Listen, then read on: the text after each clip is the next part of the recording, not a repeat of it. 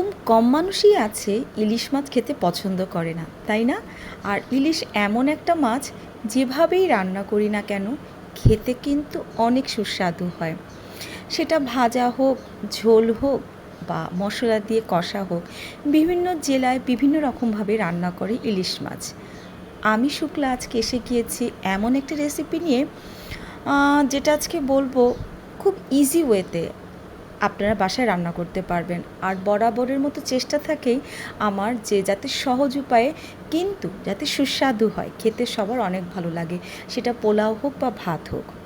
আজকে এমন একটা রেসিপি নিয়ে এসেছি যেটা খেতে অনেক দুর্দান্ত হয় এবং তৈরি হয়ে যায় খুব সহজ উপায়ে। আজকে আমি আপনাদের তৈরি করে দেখাবো দই ইলিশ। দই ইলিশটা তৈরি করতে আমাদের যা যা উপকরণ লাগছে, প্রথমে ইলিশ মাছটা খুব ভালো করে ধুয়ে নিয়েছি।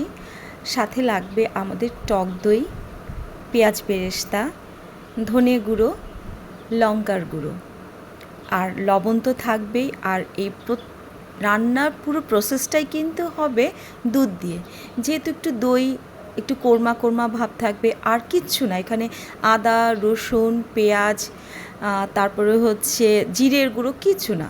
নর্মাল একটা প্রসেসে তৈরি করব আজকে দই ইলিশটি।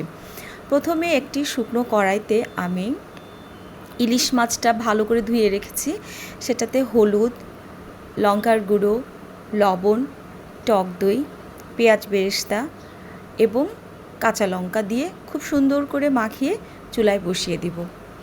একটা কথা মনে রাখতে হবে, এই মাছটা যখনই আমরা রান্না করব খুব অল্প আঁচে, কারণ যদি হাই ফ্লেমে আমরা রান্না করি মাছটা কিন্তু গলে যাওয়ার সম্ভাবনা থাকে। যেহেতু কম মশলায় তৈরি হচ্ছে, এটা ঢেকে অল্প আঁচে রান্না করতে হবে, কারণ ইলিশ মাছ তো এমনিতেই নরম। আমাদের অতিরিক্ত ফ্লেম দিয়ে রান্না করলে মাছের টেস্টটা কিন্তু নষ্ট হয়ে যায়। আর যদি একটু তেল হয় মাছে তাহলে তো কোনো কথাই নেই। ও হ্যাঁ, আমি কিন্তু তেল কথা বলতে একদমই ভুলে গিয়েছি। অবশ্যই হাতে মাখার সময় কিন্তু তেলটা দিতে হবে। সব কিছু উপকরণ দিয়ে মাখিয়ে চুলায় বসিয়ে দিব। ঢেকে রান্না করব 10 মিনিটের জন্য। যখন মশলাটা খুব সুন্দরভাবে ভাজা ভাজা হয়ে তেল উপরে উঠে আসবে, সেই পর্যায়ে দিয়ে দিতে হবে দুধ। আমি এখানে 1 কাপ দুধ নিয়েছি, কারণ পুরো রান্নাটাই আমি করছি দুধ দিয়ে। এতে রান্নার টেস্টটা অনেক গুণ বেড়ে যাবে।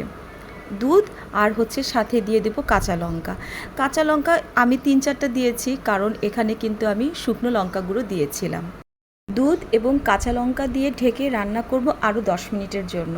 আমি ঘড়ি ধরে ধরে রান্না করেছি এই কারণে, মাছটা যেহেতু ইলিশ মাছ আর খুবই অল্প মশলায় রান্না হচ্ছে, সেই কারণে আমাদের বেশি সময় লাগার কিন্তু কথা না। এমনিতেই তো সুস্বাদু একটি মাছ, আর যদি এত ভালোভাবে রান্না করা যায় তাহলে তো মুখে লেগে থাকার কথা। এই পর্যায়ে আমাকে দিতে হবে আর একটু পেঁয়াজ বেরেস্তা এবং কাঁচা লঙ্কা, যাতে টেস্টটা আরও বহুগুণ বেড়ে যায়। রান্নার প্রায় শেষের দিকে আমি অ্যাড করব কিছু লেবুর রস। কিছু পরিমাণে লেবুর রস দিলে হয় কি, যে একটু টক একটা ভাব চলে আসবে, একটু মিষ্টিও লাগবে। পেঁয়াজ যেহেতু লঙ্কা আছে, গুঁড়ো শুকনো লঙ্কা আছে, একটু ঝালও হবে। মোট কথা একটা ব্যালেন্স রান্না তৈরি করার জন্য আমি লেবুর রসটা দিয়েছি। তৈরি হয়ে গেল আমাদের দই ইলিশ। আমি আপনাদের 100% গ্যারান্টি দিয়ে বলছি, আমার দেখানো প্রসেস যদি রান্না করেন খেতে অনেক ভালো লাগবে। আপনারা ভাত বা পোলাওর সাথে খেতে পারেন, তবে আমি আপনাকে প্রেফার করব যে আপনি যদি ভাতের সাথে খান তাহলে বেশি ভালো লাগবে।